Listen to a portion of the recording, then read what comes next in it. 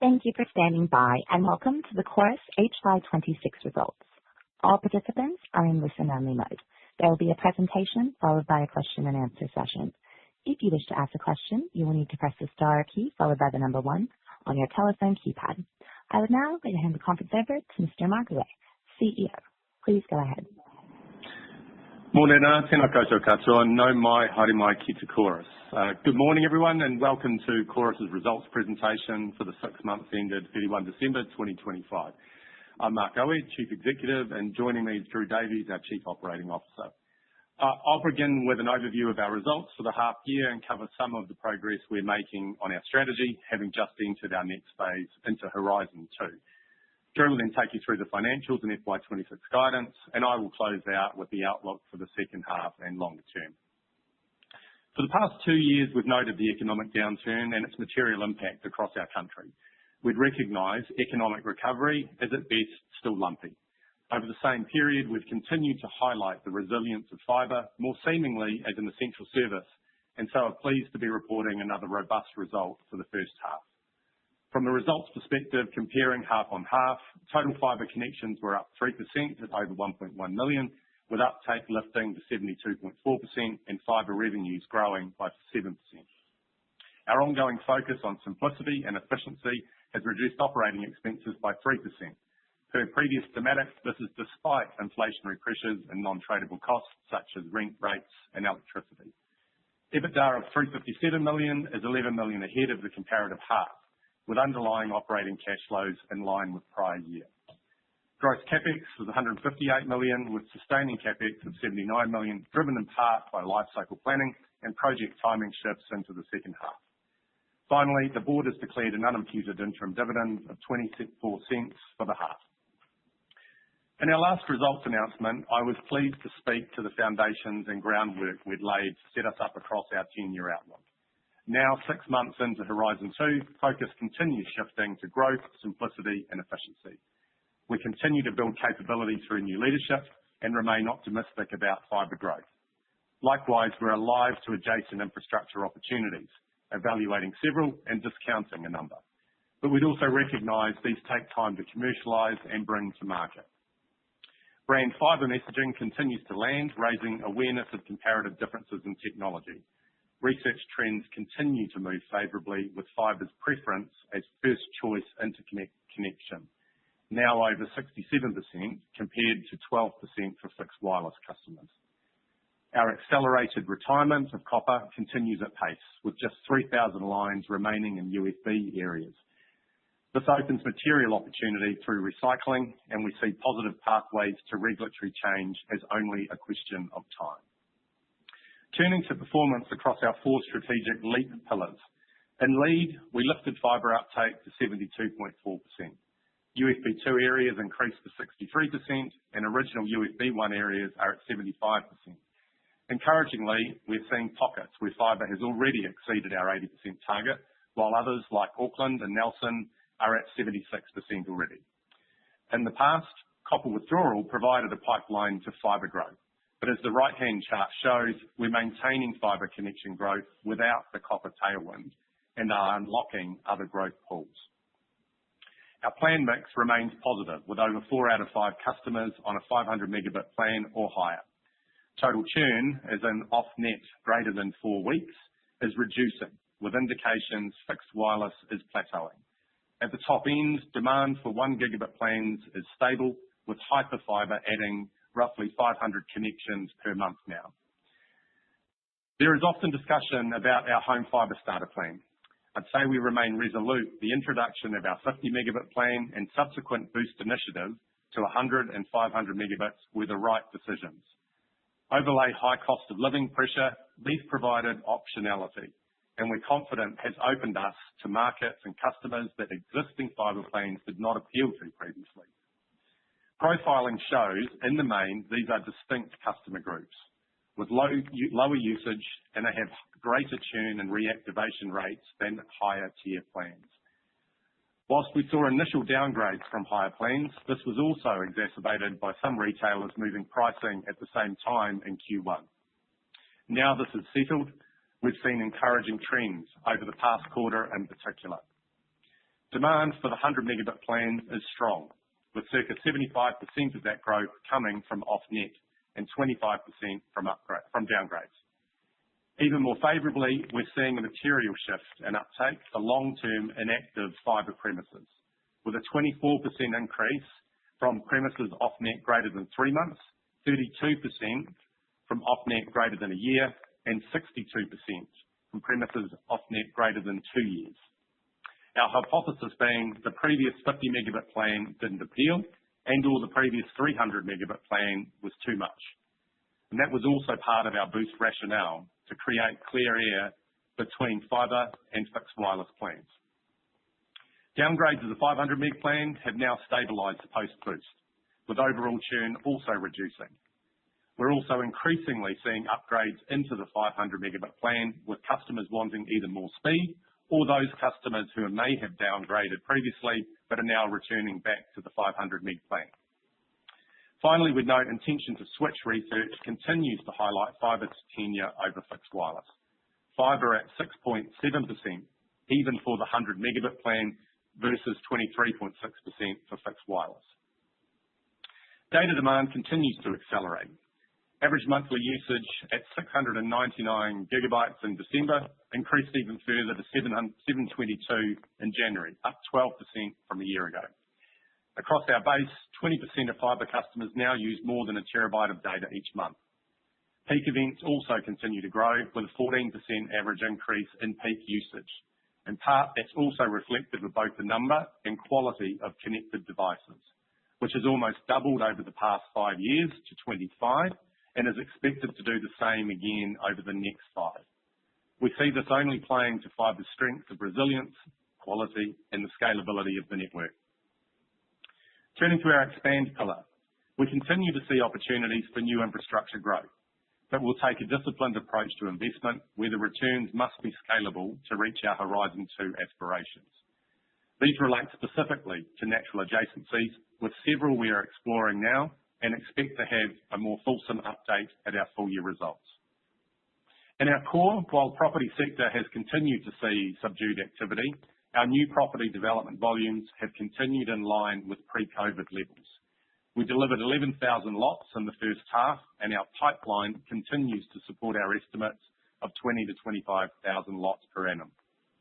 Encouragingly, consenting volumes have grown 9% off their cyclical lows, and while early days, this is starting to show up again in incoming MPD volumes. Mobile infrastructure connectivity continues to grow, with 7% growth across household connections and demand across smart locations. Broader opportunities in connectivity of data centre are also now being realised.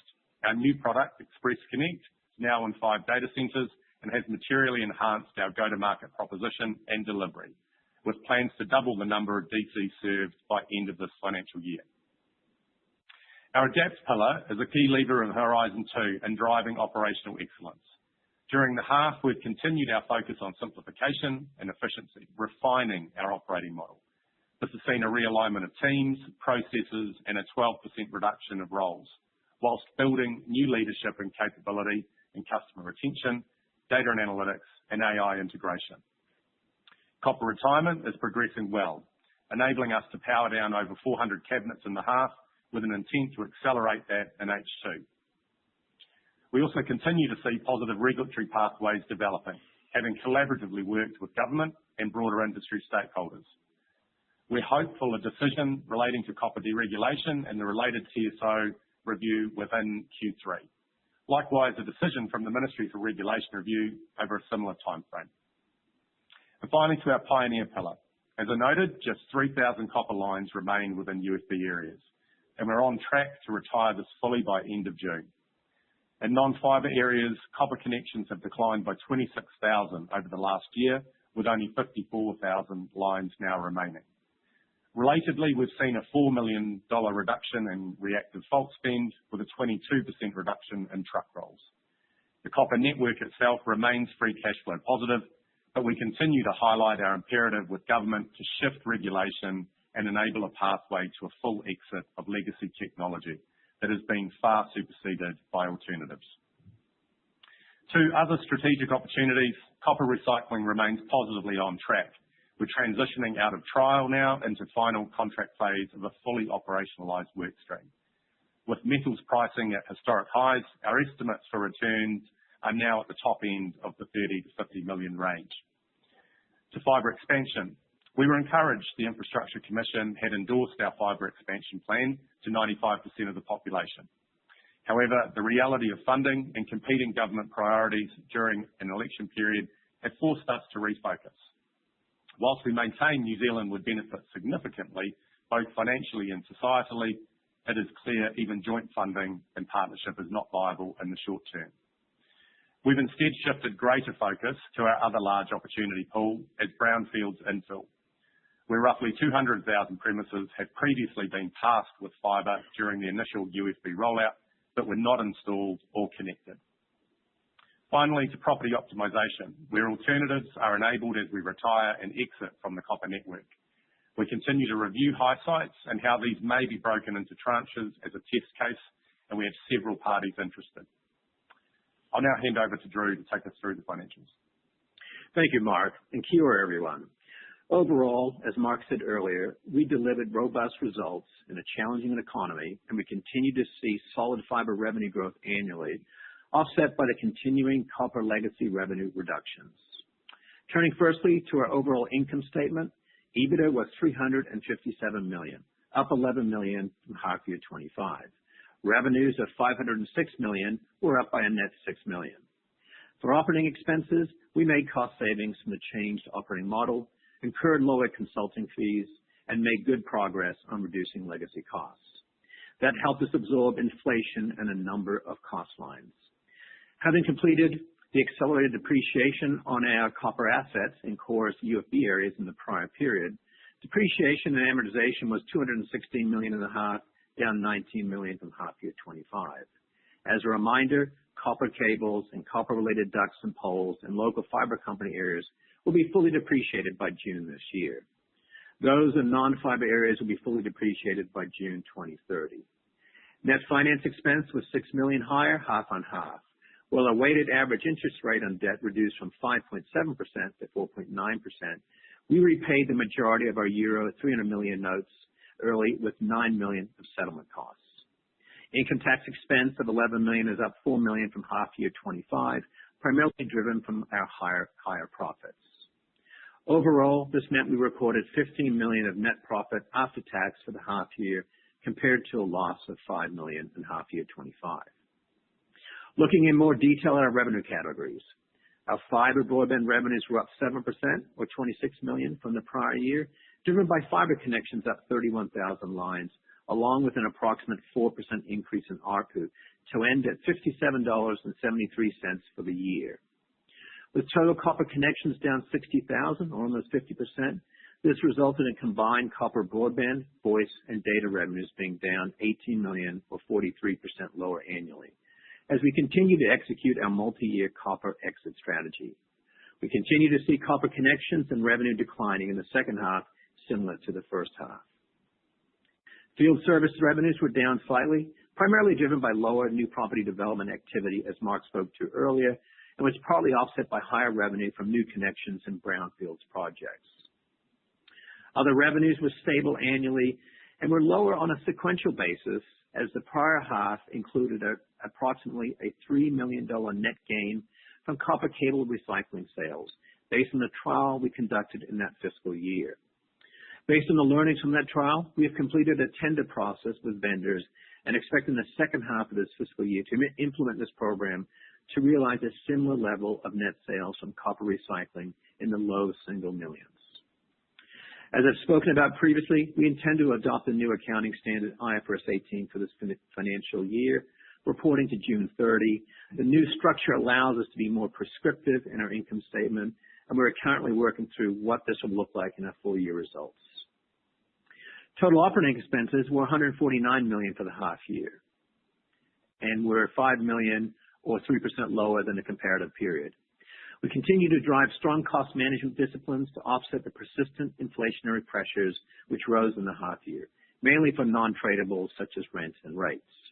Labor costs were $41 million, down approximately 4% annually as a result of our new operating model, with about 100 fewer roles in the business.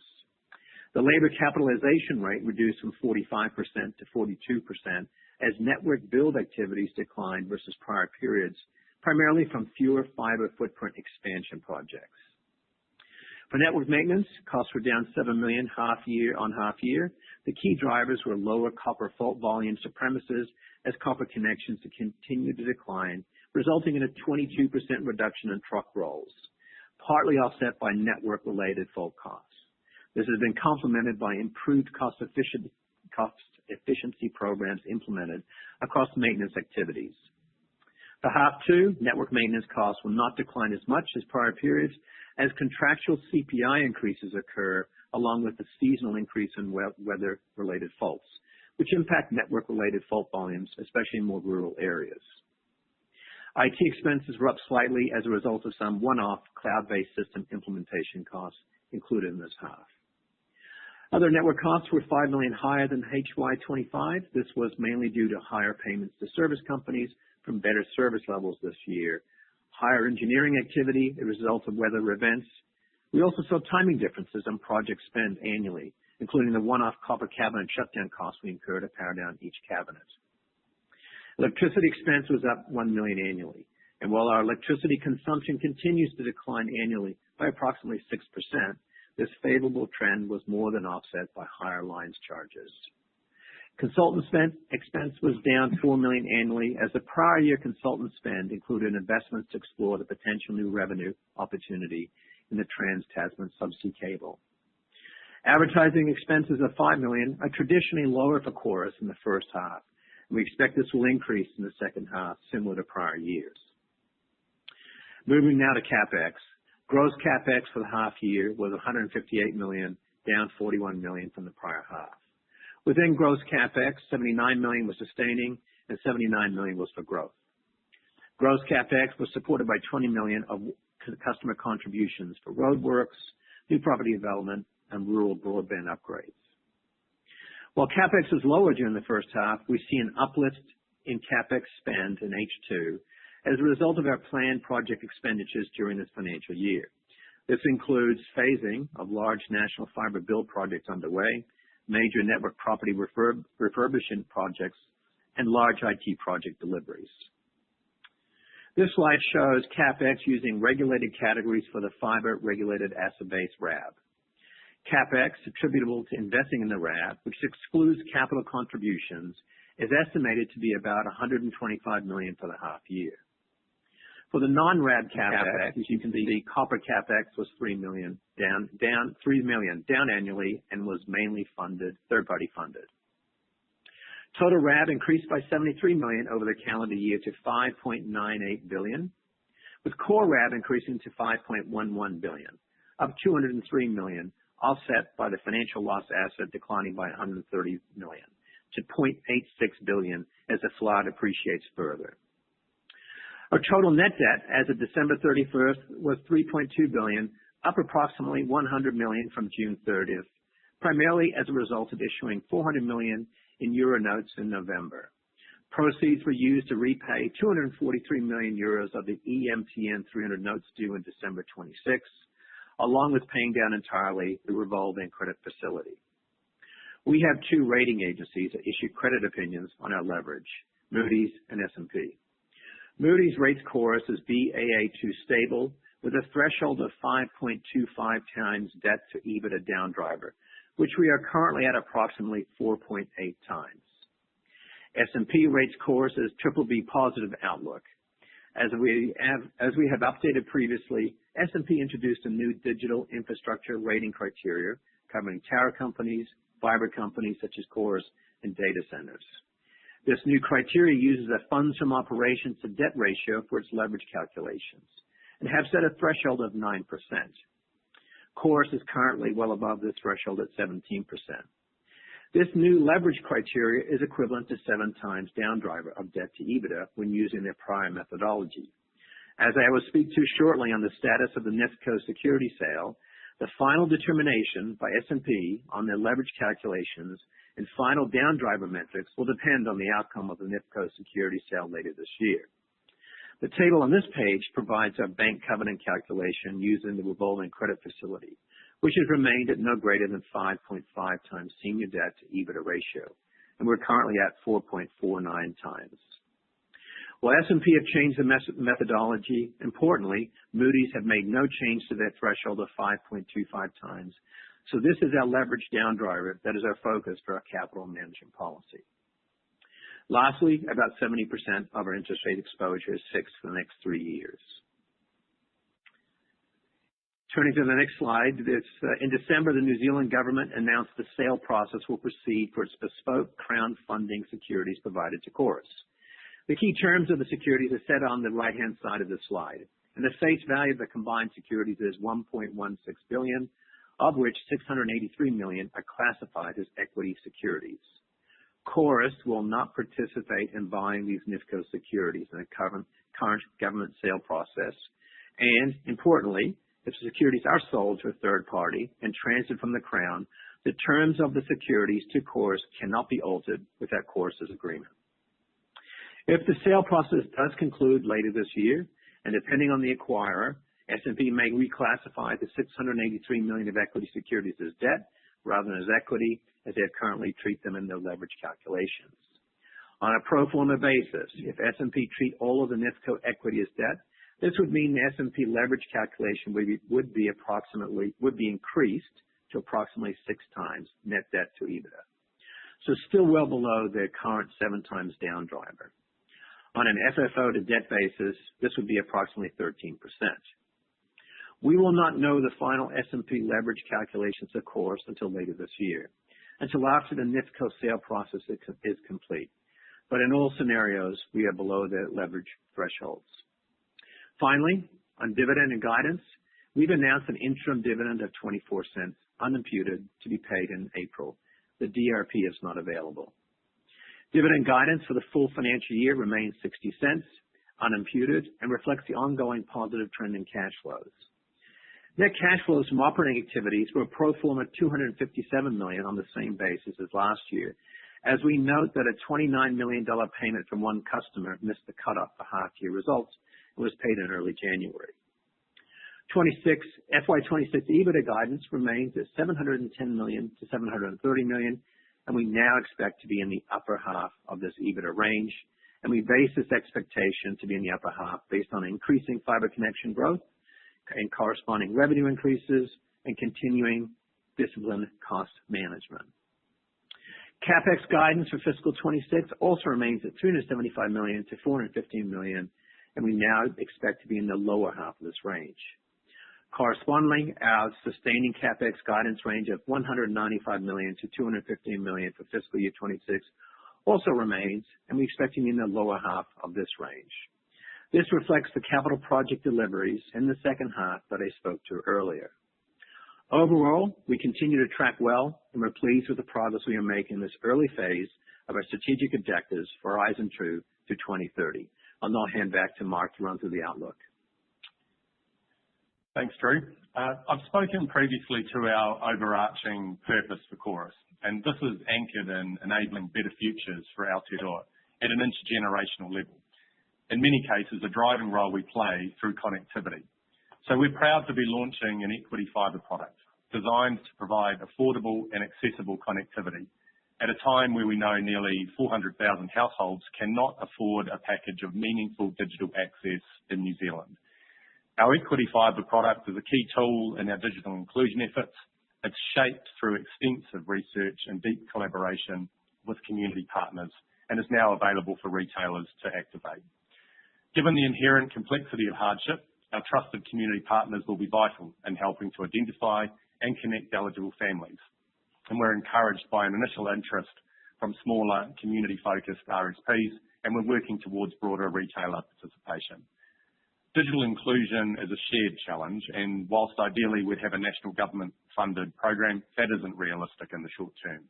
Instead, as Chorus, we're taking it upon ourselves to drive initial change, prove this is feasible, show how digital connectivity materially improves lives, and develop a use case for this to be scaled nationally. We're not waiting for someone else to make a difference. Turning to our focus for the remainder of FY26. As we step further into our Horizon 2, we're certainly on a fast track to being an all-fibre business. Under lead, formal pricing changes across our products came into effect from January 1, although retailers had previously revised pricing. The connection trends I noted earlier are encouraging, and we expect the run rate uplift in half 2. Awareness and preference of fibre over other technologies is clear.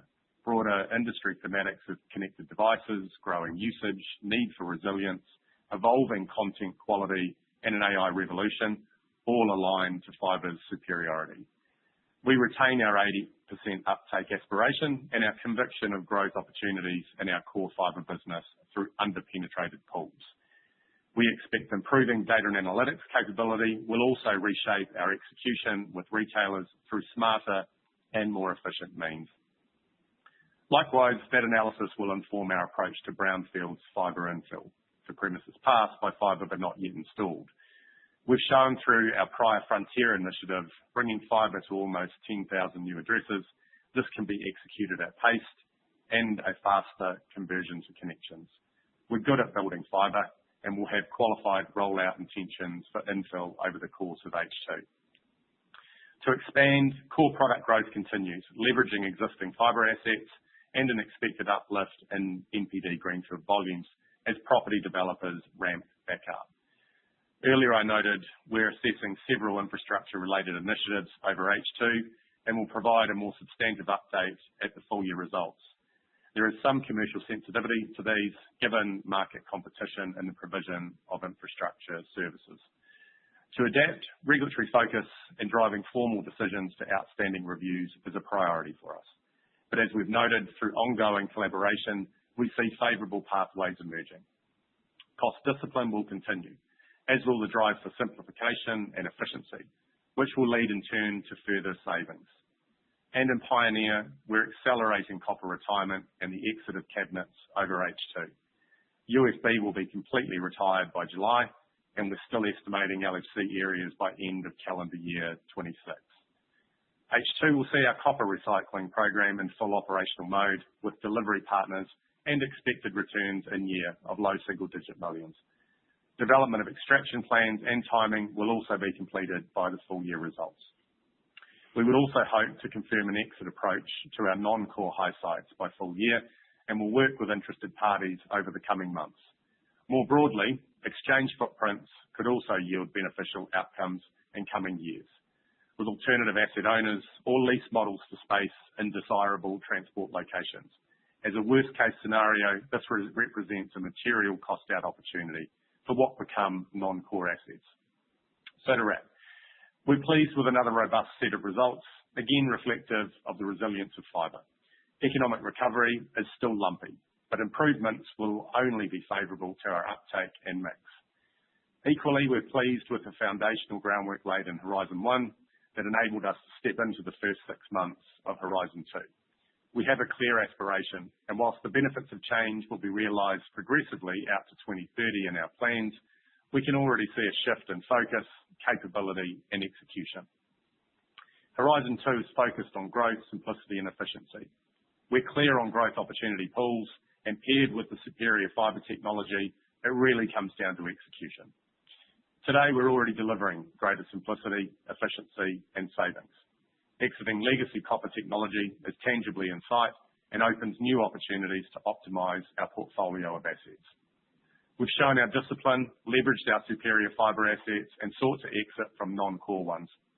Investments will be core to our business or natural adjacencies, but they must be scalable on returns.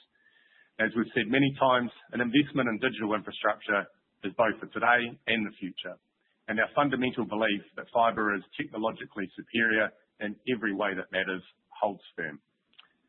Thank you all, and let's go to the questions on the phone line, please, operator. Thank you. If you wish to ask a question, please press star 1 on your telephone and wait for your name to be announced. If you wish to cancel your request, please press star 2. If you're on a speakerphone, please pick up the handset to ask your question. Your first question comes from Entcho Raykovski with E&P. Morning, Mark. Morning, Drew. Morning, Entcho. Hey, Entcho. So my first question is around the guidance. you've moved EBITDA guidance to the top half of the range. I'm just curious whether that means that you're seeing any improvement in underlying economic conditions, or whether you're seeing perhaps some better mix than what you expected back in August. I'm just conscious that the fibre connections trajectory is not dissimilar to the trend in FY25, and you spoke back in August about being in the bottom half if economic weakness persisted. So is there something in particular that you're seeing in the outlook which is more encouraging, or is it mix? That's my first question. I've got a couple of others, but might hold off on those for now. Thanks, Andrew. I'll start with that. Clearly H1, I think, is still a tough economy. I think there's no doubt that it was challenges. I wouldn't say that we're seeing significant changes in H2, but as we spoke to, NPD consents to build are increasing. So that's opportunity. So the way we look at our connections growth, we have targeted incentives with all of our retail service partners. And as we look forward into H2, we're seeing initiatives take hold with their plans. So that's why we spoke to increasing connections growth and the corresponding revenue. So that's where we see some opportunities there. And we've also been very disciplined in cost management in H1. We did see inflationary pressures, and as I spoke to there, we have seen some areas that we brought down, other areas have gone up as the inflation effects have taken hold on rent, electricity, and rates. So we feel very good about managing through that and continuing into that to the second half. Yep. Maybe just to add to that too, Andrew, I think, for a Q3 uplift, you referenced the connections as well for the first half. We're quite encouraged by Q3. Our January result was the strongest for, I think since mid-2024. Again, we talked to some of those encouraging trends on mix. We're seeing churn actually come down as we're stabilizing on the volumes of downgrades we've seen previously as well. And then equally starting to see the reactivation rates from premises that have been off net longer term, which, for us, the hypothesis being, the 100 meg fibre plan in particular is appealing to customers and premises that the 50 megabit plan didn't previously. It's been a distinct shift in the reactivation rates that have been off net for, over a year, over 2 years even, and one that we hope obviously continues. Okay, great. Thank you. That's good colour. And you sort of touched on OPEX, but I'm wondering if you can give us an idea of what the underlying OPEX growth was in the first half, ex any one-offs in the PCP. I think you incurred about 9 million of one-off costs for the entire FY25, so I don't know if you can break that down, first half, second half. And just as a follow-on to that, do you still expect to see low single-digit growth in OPEX on a net basis in FY26 from, I think it's spoken to about 300 million net in FY25? Thank you. Yeah. To speak to H125, there was the $4 million that we consulting fees that we incurred that half. And so that's what I spoke to in there. Consulting fees were down 4. So you can see that pretty clearly as the rest of it would be organic in the sense that our operating model change, that did take hold after H2. So you can see the impact of that in our H126 results. Inflationary factors, it's pretty clear in terms of some of those line items, in terms of rents, rates, and electricity, where we've seen some of that increase. In other network costs, that's where we have our copper cabinet power down costs. And so while and I did call out that we'd increase that in H2 as we continue to get customers off cabinets, work with the retail service partners and the lines companies to coordinate together to get those cabinets powered down. So that will increase slightly. I did call out that the reduction in network maintenance costs will not be as great as what we've seen before, primarily as we've gotten more customers off the premises-based copper connections to network faults. So we still see that stabilize. So hopefully that provides enough color. And I did call out advertising. It's always seasonality, and that will be up, approximately $2 million in H2. Okay, thanks, Drew. And the final one, you've spoken about the updated S&P criteria for digital infrastructure assets. I guess, is it too early to say how it may impact your capital management policy, given it's now being applied to Chorus? As you said, under all scenarios, you have plenty of headroom. And I mean, perhaps as that part of that answer, do you expect Moody's will make any changes to their methodology, or is perhaps just S&P specific? Well, let me answer. So it's a capital management policy that was set for RP2, which says a growing sustainable dividend at real rates. And so that's where we set the 60 cents this year. So we've achieved that, and we're very happy. The board's very happy with that. Under S&P, there are so many moving parts in terms of the NIFCO sale and what that will do ultimately based on the owner. And again, if you take the two scenarios for S&P, the securities sell, the equity is treated as debt, we're at 6 times pro forma leverage with a 7 times down driver. If the NIFCO securities don't sell, S&P has called out in their credit notes that they would increase this to BBB positive.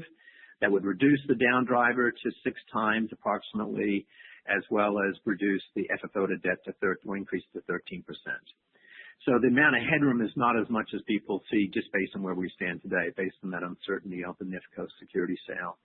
For Moody's, there's been no change, and they've always treated the equity as debt essentially for their calculations.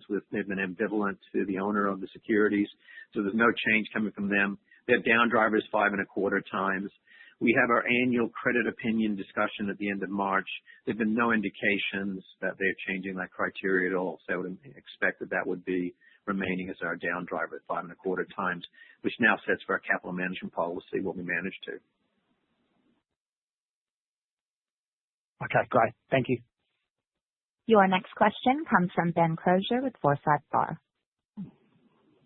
Morning, guys. Just one question on sort of the infrastructure revenue. I think at the Investor Day just over a year ago, you talked to that infrastructure revenue in aggregate was sort of 155 million, and you're targeting 180 to 200 million. Can you give us sort of an update on how that's progressing in terms of an aggregate and where that sort of revenue sits today?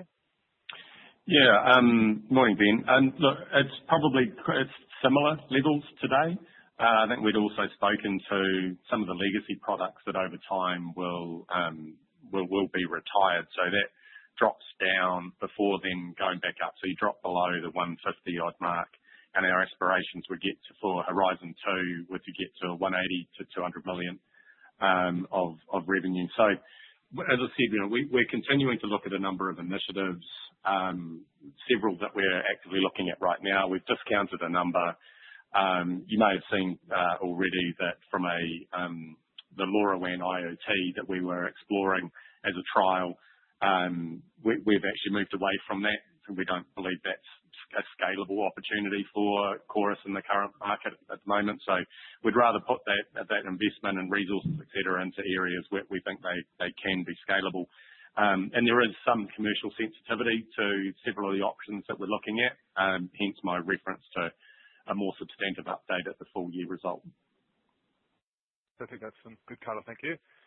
And second, just on sort of the MAR or regulatory revenue achieved in the first half, I think at the full year you sort of gave an indication of how much of the total revenue was regulatory. I don't know if you have that idea, and presumably you've under-earned your MAR a decent amount in this first calendar year of the second regulatory period, as expected, given the meaningful step up in the MAR. Sort of, can you also give sort of a talk to when do you expect that gap to close? Are we sort of at the end of the second regulatory period and then the rest to be caught on a wash up? Yeah, I mean, so we're in year 1 of RP2, and so you're correct. We earned under the MAR, but that's deliberate to give us time to grow into it. And so we don't have the final numbers that we produce as part of our ID reporting. It comes out in end of May. But in essence, we will continue to focus on how much we want to close the MAR, over the next three calendar years.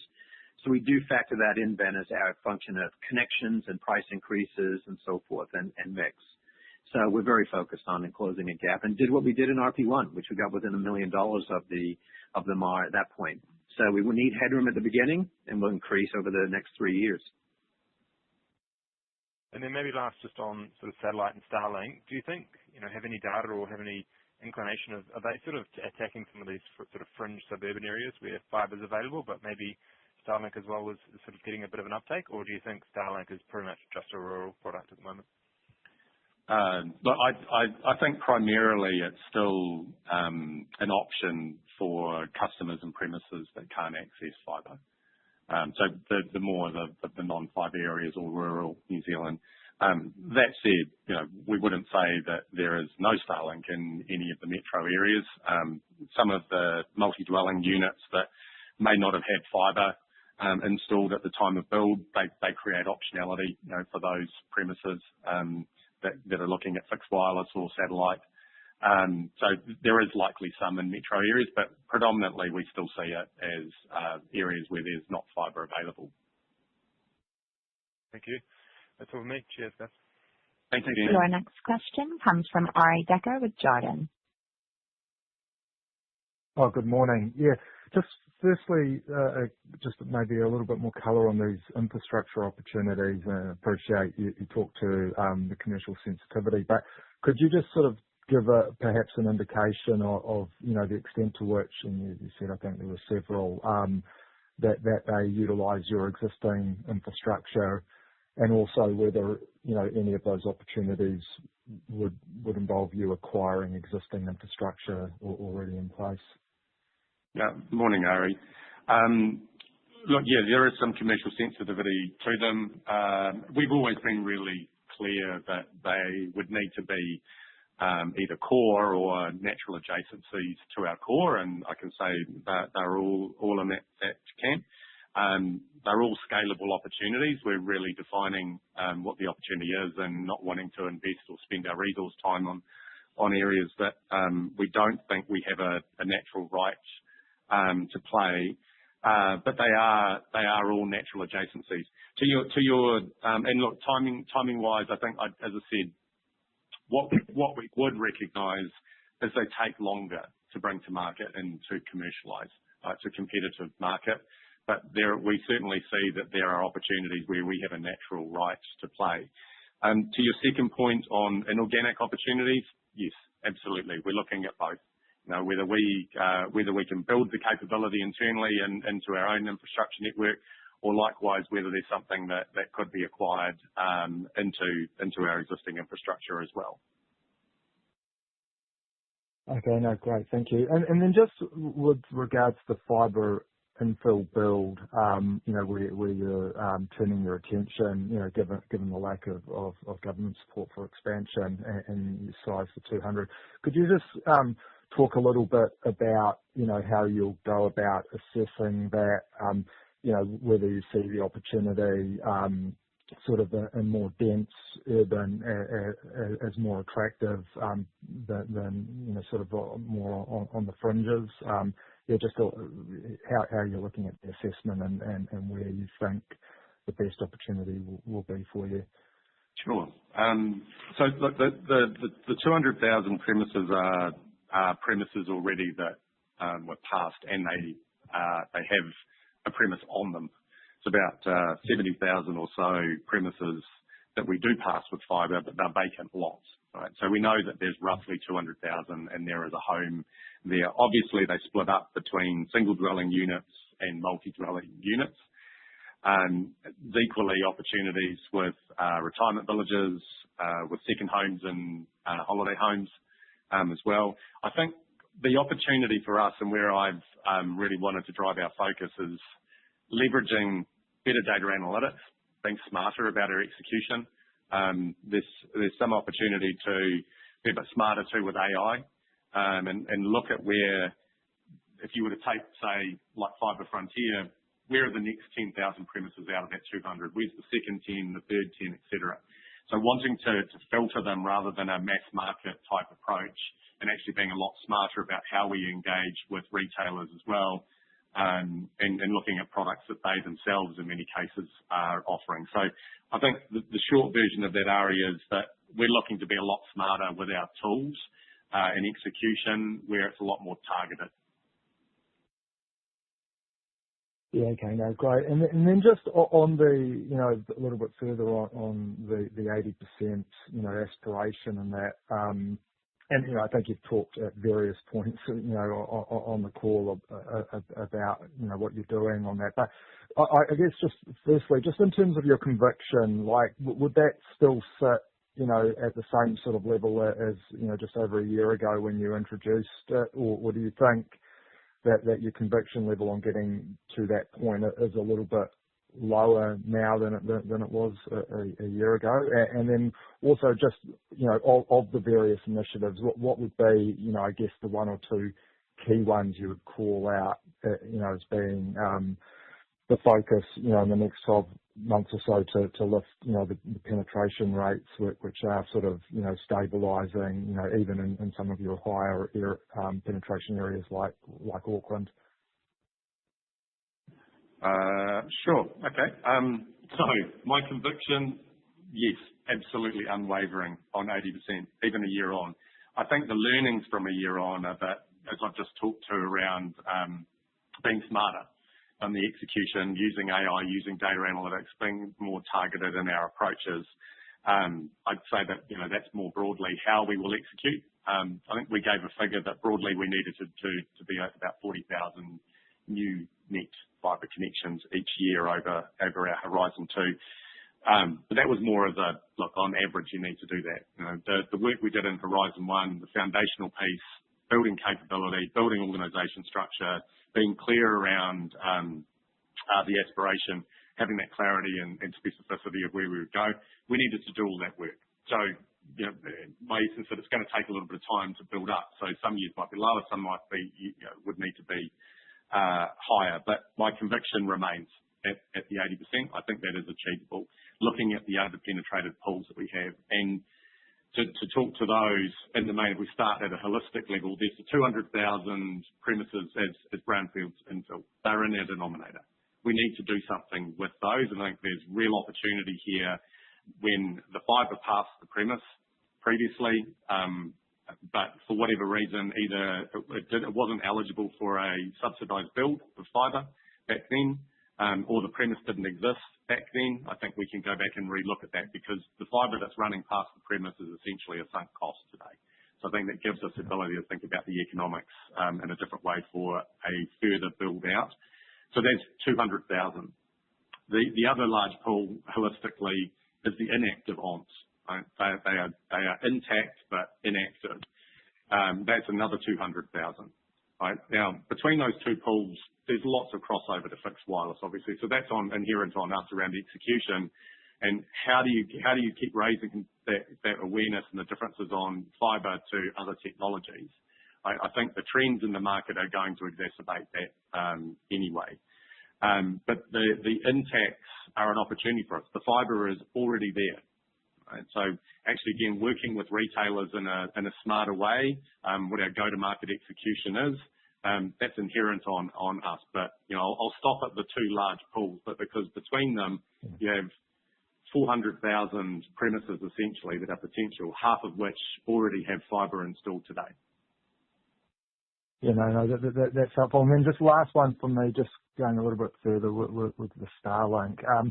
I mean, you talked to Metro, but I guess, just interested in your view on where the extent of competition you're seeing, in those areas where, in the rural or in the fibre, extensions, some of those smaller settlements where, I think in USB 2 and the extension, your penetration sort of mid-60s or so.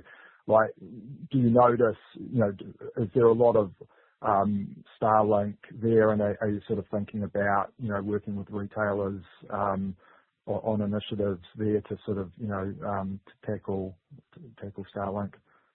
I think, and to work backwards from that, absolutely, working with retailers in whatever means that we need to, where we're seeing competition. As I said, look, I said Metro, and I think is relatively low. I think it's a fair point that on fringes of large areas or small settlements, then there could well be penetration of Starlink. So we wouldn't say that there's not at all. I think ultimately though, we look at the broad thematics where usage is developing, content is developing, AI is developing, and think that, again, I know we're biased, but we only see fibre as a technology that will actually manage that future demand. Oh, that's great. Thank you. Thank you, Ari. Sorry. Your next question comes from Wade Gardner with Craigs Investment Partners. Hi there, guys. You mentioned briefly weather impacts. Can you sort of talk to, are you seeing anything in the second half, particularly around the recent really poor weather that we've had? Morning, Wade. And maybe also around that, just split out the maintenance costs into sort of copper versus fibre. Well, fibre faults are significantly lower than copper, so they're nowhere near, and so this, so it's not, we don't get the dollars, but fault rates are substantially lower than copper. So, and yes, there have been weather events. I mean, as you can read the news, and so we kind of deal with it. We have a team that stand up and react quickly. So that's normal for our course of business in terms of seasonality. So I don't think, Wade, to add to that, but copper is an aging technology, and given the severity and frequency of these weather-related events we're having, copper just doesn't perform. The fault rates are significantly higher than fibre. I think at the same time, though, the positives we take out of it is our ability to respond quickly as an industry. We are looking at resilience, obviously, all the time, but you can't plan for these things where the next event's actually going to show up. But it's always inherent in our cost assumptions. Okay. If I go back to August, I think there was 755 FTEs at that stage, and you were sort of talking about 30 vacancies. So that looks like it's changed now. You're down to 751, and what's the vacancy situation like? Well, we still have vacancies as SBAU, and I'd say it's still around. It's a little bit lower than that now, so we've filled some of those roles.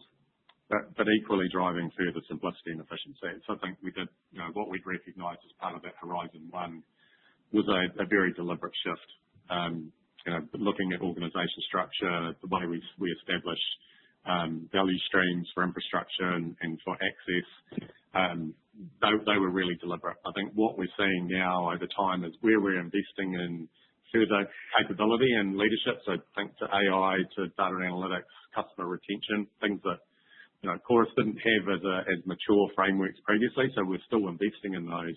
But at the same time, where some of these projects that we're either shelving or moving away from, we're continuing to see a lot more efficiency in our base that becomes more BAU. So any thoughts on what that FTE number will go to? No, not as I guess what I would say is we're not about to do a deliberate shift. I think we're comfortable with the Horizon 1 foundations that we've built, the organisation structure that we've got. We've got a clear strategy, clear aspiration and purpose that we can anchor to. Our execution around our prioritisation and the way our projects are, we're clear on. So, one of the references I said in my opening is that it really does come down to execution now. Right, so that I don't foresee that there is another substantive shift down again. Okay. And just in terms of the down trading that we saw that say 6 months ago or longer, and you mentioned in your presentation that it was sort of 25% of the additions into the 100 megawatt, so 100 megabit bucket were sort of down trades.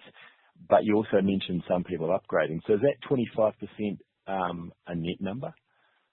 Roughly speaking, yeah. And as I say, encouragingly, we are seeing some of those trends. So we're seeing more upgrades go from the 100 into the 500, some of which we can see are premises that had downgraded previously and have gone back.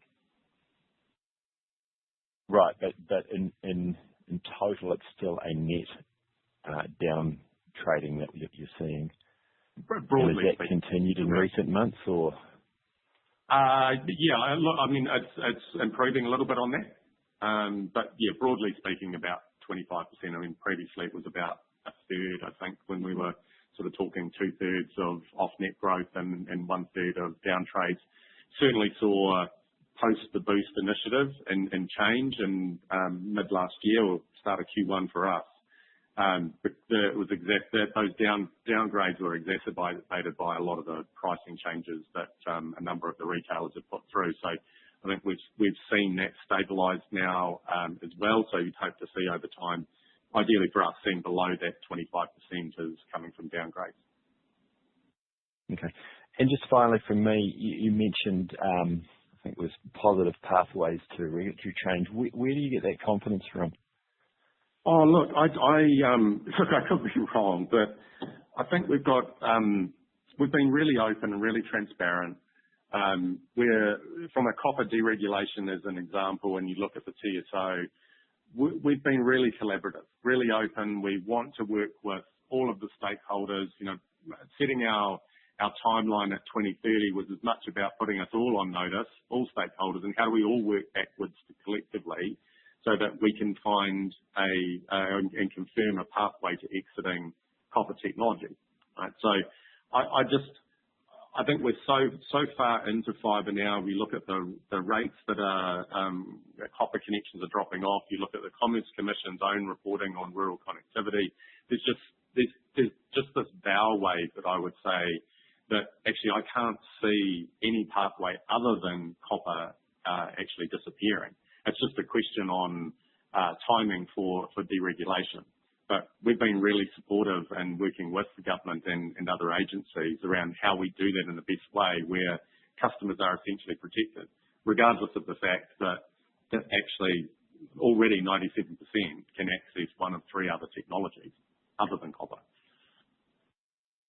Right, so you're talking more around deregulation around copper than anything to do with a change to the fibre building blocks approach.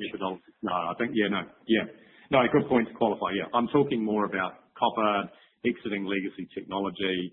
I think, and it's those legacy constructs, I think we've had a number of discussions around, the share cap ownership is the other that's being reviewed by Ministry for Regulation.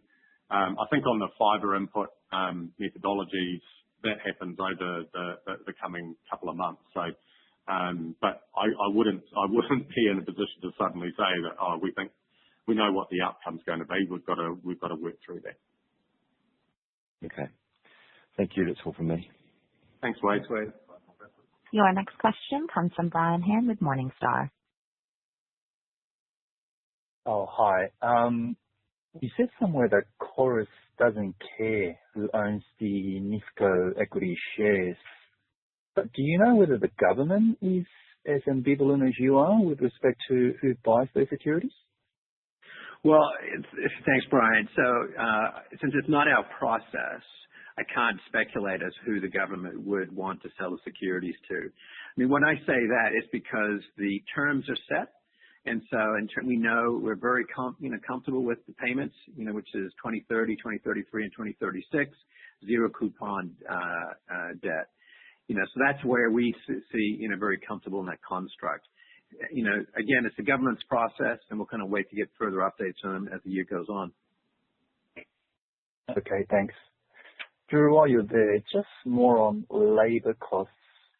As you simplify and become more efficient, is there a ratio or a target you guys are working to with respect to labour costs as opposed to FTEs? Well, I mean, if you can look at our 41 million, which is at a 42% cap labour rate, I'd say, without the fibre expansion programs underway, you'd see capital labour rates around that, low 40% range. I think we just too early to say if any AI changes. As Mark spoke to early FTEs, we have no big programs of change. So in the medium term, we expect them to be at the same level. Thank you. Thanks, Brian. So our next question comes from Phil Campbell with UBS. Yeah, morning everyone. Just a few questions from me. The first one, just on the government's kind of regulatory reviews. I think, Drew, you said you're expecting third quarter. Is that third quarter fiscal, or are we looking more kind of third quarter calendar for an update from the government? Phil, hey, morning, Phil. I'm hoping for and would really like a decision by our Q3. So, from a calendar year Q1, I guess. But this is a process that has been going for a long time. A lot of engagement. Our priority is getting confirmation, particularly on an exit pathway to legacy technology. So, I would really hope that we get confirmation by the end of our financial year at the latest, Phil. But obviously anything before that is an advantage. Great. And then just a follow-up to that on the TSO, like obviously in Australia we've had a lot of issues around the 000 problems with mobile and so forth. But is that, I'm assuming that was obviously feeding into this, any decision on the TSO?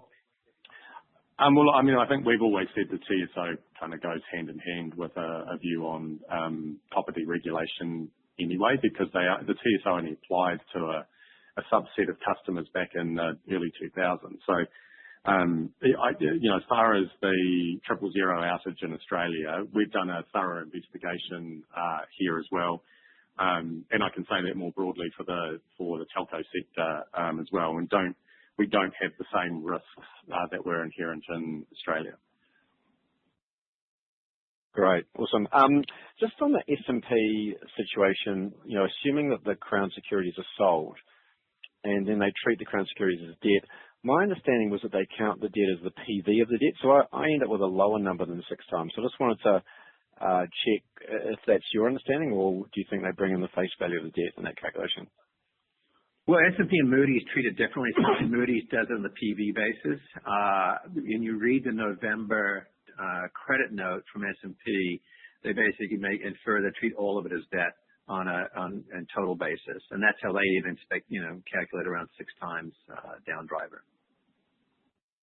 Or okay. Yeah. Yeah. And just another question for you, Drew, just again on the balance sheet, just with the retained earnings being a negative balance.